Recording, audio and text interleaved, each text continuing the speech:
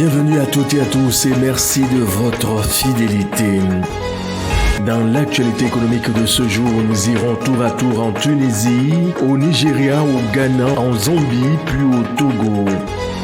Voici le journal. En Tunisie, la stratégie nationale de lutte contre le gaspillage alimentaire sera dotée d'ici septembre 2025. C'est ce qu'a révélé le directeur général de l'Institut national de communication, précisant que l'élaboration de cette feuille de route implique l'expertise de nombreux ministères, dont ceux en charge du commerce, de l'agriculture et de l'industrie. Pour Lamia Abroug, chef de cabinet du ministre du Commerce et du Développement des Exportations, cette croisade lancée contre le gaspillage alimentaire est un impératif en raison des retombées conséquentes de ce phénomène sur l'économie et de la menace qu'il représente pour la sécurité alimentaire. Les données compilées par l'Agence nationale des statistiques indiquent par exemple qu'en 2021, le gaspillage alimentaire des ménages tunisiens représentait 5% de leurs dépenses alimentaires, soit 910 millions de dinars, environ 287,4 millions de dollars US. Dans le pays, le pain est la principale denrée touchée. Selon les données officielles, environ 900 000 miches de pain sont gaspillées par jour chaque année, ce qui représente un manque à gagner de près de 10 millions de dinars par an.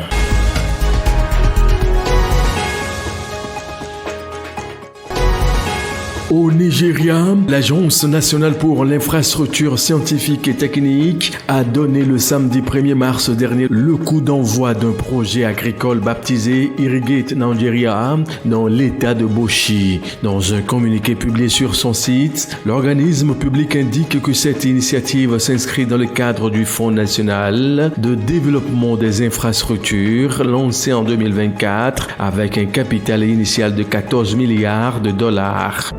S'exprimant sur le sujet, Dairo Mohamed, président du comité présidentiel de mise en œuvre du transfert de technologie, a dévoilé que ce projet sera mené selon un modèle de partenariat public-privé pour attirer des investissements avec pour objectif de développer 1 million d'hectares de terres irriguées à travers le pays. Le responsable précise aussi que l'initiative prévoit de former les agriculteurs sur les techniques agricoles avancées, la conservation de l'eau et le développement de l'agro-industrie pour assurer une durabilité à long terme.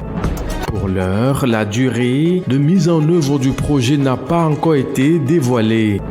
Plus largement, ce projet contribuera à dynamiser l'irrigation agricole, un secteur encore largement sous-exploité au Nigeria.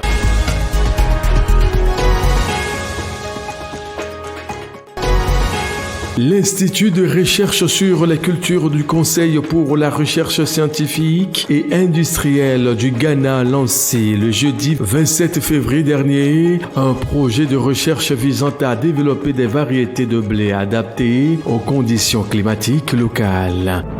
Dans un communiqué, l'Institut précise que l'initiative verra la collaboration de nombreux partenaires, dont l'entreprise agricole locale Arima Farm et le Centre international d'amélioration du maïs et du blé.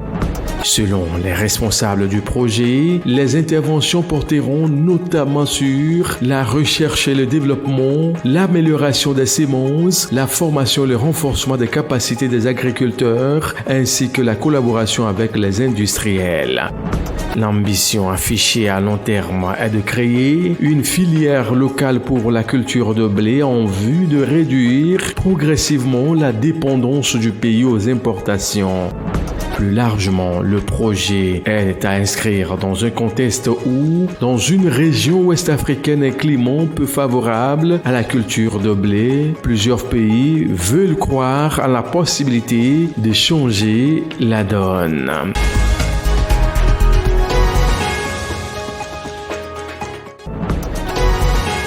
Mosico Resources a obtenu 50 millions d'Ecora, une société spécialisée dans le financement des compagnies minières en échange d'une partie de la production de leurs mines. Le financement annoncé le jeudi 27 février dernier renforcera les liquidités de la société afin qu'elle poursuive l'agrandissement de sa mine de cuivre Mimbula en Zambie.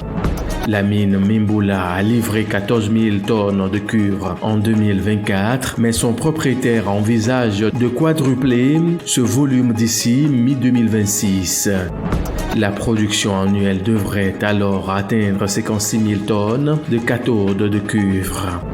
Le financement total pour ce projet d'agrandissement n'a pas été révélé, mais la compagnie indiquait en 2019 son intention d'investir plus de 10 millions de dollars dans le développement de 2 mines en Zambie.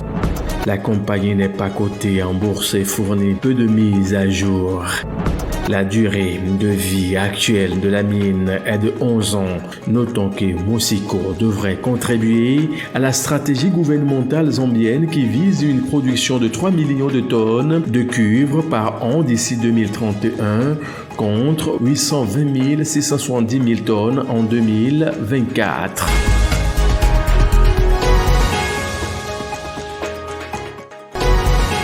Bouclons l'actualité économique de ce jour au Togo pour vous dire que le deuxième recensement général des entreprises a démarré ce lundi 3 mars.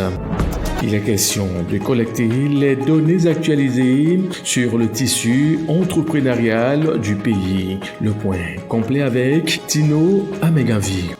7 ans après le premier recensement général des entreprises, le Togo relance une opération d'envergure pour saisir les contours d'une économie en pleine mutation. 7 ans après le premier recensement général des entreprises réalisé en 2018, et grâce aux facilités de création des entreprises offertes par le gouvernement, le tissu économique a considérablement évolué. Il est donc important de prendre en compte la nouvelle dynamique des unités économiques pour mieux évaluer leur contribution dans l'économie nationale. L'avenir se construit avec des données fiables, assure le directeur de l'Institut national de la statistique. L'INSED va donc orchestrer sur 2 mois, soit du 3 mars au 3 mai 2025, une collecte de données. À cet effet, le patronat togolais, partenaire central de l'initiative, plaide pour une feuille de route pragmatique. Nous, ce que nous voulons, c'est une véritable data science, une analyse des données approfondie, détaillée, qui va servir au développement économique, au déploiement des politiques publiques, mais aussi aux faits tiers du secteur privé dans leurs besoins d'information pour faire grandir notre écosystème et le rendre efficace. Alors que les premiers agents de terrain s'apprêtent à arpenter les rues de Lomé et des régions, l'objectif est clair, établir une cartographie précise des entreprises. Il s'agit donc du deuxième exercice de ce type au Togo et il permettra notamment de mettre à jour des informations sur la démographie des entreprises, leurs caractéristiques, leur secteur d'activité, le niveau de formalisation de l'économie, ainsi que leur répartition géographique. Un enjeu d'autant plus vital que le précédent recensement avait révélé 115 880 entreprises, dont 85,5% dans l'informel. Le gouvernement togolais entend désormais répondre aux défis persistants comme l'informalité et la fragmentation des données.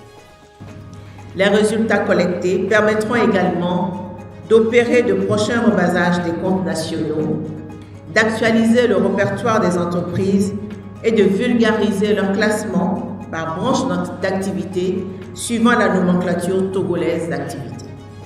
Le Togo, classé premier pays africain dans l'indicateur création d'entreprises du Doing Business 2020, mise sur cette opération pour consolider ses avancées. Le RGE2 pourrait bien être le catalyseur d'un décollage économique attendu depuis des décennies. Et c'est fini pour le compte de cette édition. Très bonne suite de nos programmes à vous tous et à très vite.